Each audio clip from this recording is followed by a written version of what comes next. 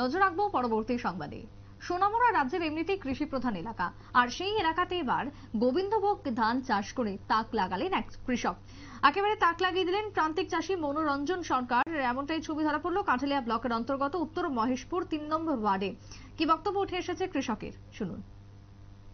তো এখন এই ধরনের ধান তো এখন পাওয়া যায় না, এই জন্য আমি এই ধানটা করি এবং ভালো রেটও হয়। 120 টাকা কিলো চাউল, এই চাউলের জন্য মানুষ আমার বাড়িতে আসে। আমি প্রায় এই বছর কি নাম এটা ধানের? এই বছর প্রায় এই গোবিন্দভোগ। আপনি এই বীজ কত আনছেন?